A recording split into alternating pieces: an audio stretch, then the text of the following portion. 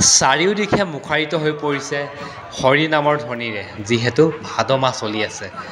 আৰু এই ভাদ মাহৰ পবিত্ৰ দিনটোত ময়ো আজি আহিলোঁ ঐতিহাসিক ঢেকীয়াখোৱা বৰনামঘৰলৈ। ইয়াতো ঠিক তেনেই চাৰিওদিশে হৰি নামৰ ধ্বনিৰে মুখাৰিত, অগণন ভক্তই ভৰি পৰিছেহি ঢেকীয়াখোৱা বৰনামঘৰ। 1450 শকতে গুৰুজনাই প্ৰতিষ্ঠা কৰা এই নামঘৰভাগে এতিয়া 500 বছৰো অধিক অতিক্ৰম কৰিলে। যি সময়ত শ্ৰীমন্ত শংকৰদেৱে অসমত বৈষ্ণৱ ধৰ্মৰ প্ৰচাৰ চলাইছিল, সেই সময়ত এই ঠাইলৈ পঠাইছিল মাধৱদেৱক, আৰু তেতিয়াই এই ঢেকীয়াখোৱা নামঘৰভাগ প্ৰতিষ্ঠা কৰা হৈছিল। আৰু বৰ্তমান এতিয়া 500 বছৰো অধিক অতিক্ৰম কৰিলে ঢেকীয়াখোৱা বৰনামঘৰে। আৰু এটা কথা, এই ঢেকীয়াখোৱা বৰনামঘৰৰ আগৰ পুৰণি নাম কি আছিলে জানেনে? পুৰণি নাম হ'ল নাহৰ হাকু থান। যিহেতু এই ঠাইত নামঘৰ নাছিল, তেতিয়া আছিলে এভাগ থান, আৰু আছিল সেই থানত এহাল বুঢ়া বুঢ়ী। যেতিয়াই মহাপুৰুষজনে বৈষ্ণৱ ধৰ্মৰ প্ৰচাৰৰ কাৰণে এই ঠাইলৈ আহিছিল, এই থানতে লগ পাইছিল এহাল বুঢ়া বুঢ়ী, আৰু এই বুঢ়া বুঢ়ীৰ ঘৰতে এৰাতি কটাইছিল মহাপুৰুষজন, আৰু ভাত খাইছিল ঢেকীয়া শাকেৰে। আৰু পুৱাই বিদায় দিয়াৰ প্ৰাক মুহূৰ্তত সমস্ত গাঁৱৰ গঞাক মাতি আনি 8ডাল বৰগছৰ ডাল আনি উত্তৰ, পশ্চিম আৰু দক্ষিণ দিশত ৰুই এগছি বন্তি জ্বলাই এই নামঘৰভাগ প্ৰতিষ্ঠা কৰিছিল। ঢেকীয়া খাই ভাল পালে কাৰণে এই নামঘৰৰ নাম ৰাখিলে ঢেকীয়াখোৱা বৰনামঘৰ, আৰু এই নামঘৰৰ পুৰণি নাম আছিলে নাহৰ হাকুৰ থান। বৰ্তমান ঢেকীয়াখোৱা বৰনামঘৰ প্ৰায় 500 বছৰো অধিক অতিক্ৰম কৰিছে।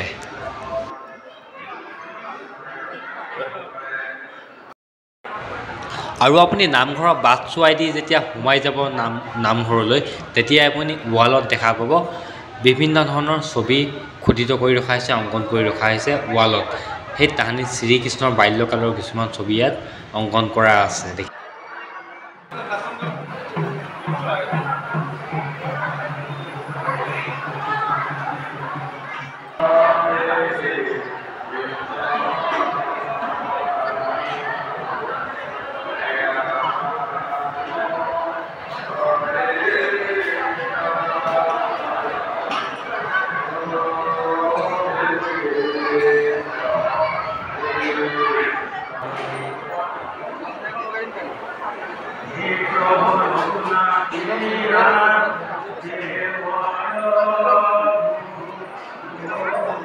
পৰমানন্দ পিয়ু তজু শৰণ কমল মুকৰ,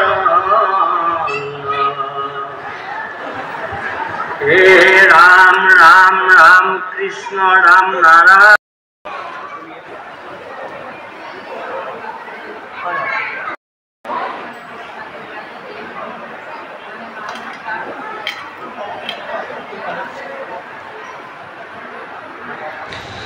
আৰু ইয়াতে দেখা পাব সেই তাহানি 1450 শকত মহাপুৰুষজনে ৰুই থৈ যোৱা বটগছজোপা। এইজোপাও প্ৰায় 500 বছৰৰ অধিক অতিক্ৰম কৰিলে বৰ্তমান।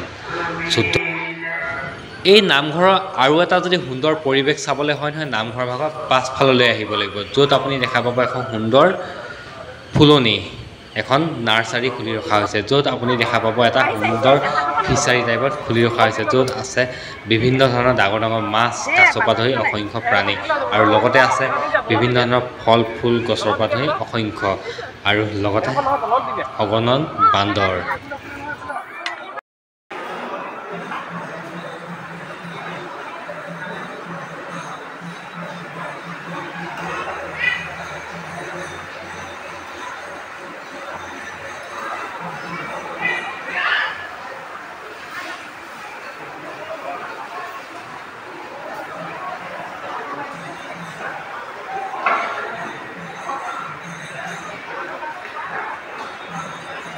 আৰু নামঘৰৰ নিচেই দাঁতিতে লাগি আছে নাহৰ হাকু, যি বৰ্তমান এতিয়া হোলোঙাজান নামেৰে পৰিচিত। আৰু এই নাহৰ হাকু পাৰ হৈয়ে মহাপুৰুষজন মাজুলী সত্ৰলৈ গৈছিল, আৰু বৰ্তমান হোলোঙাজান নামেৰে জনা যায়। বহুতখিনি কথা সেই তাহানি, যিখিনি কথা হয়তো আমিও ভালকৈ নাজানিম, আৰু এয়াই আৰু ঠিক আছে।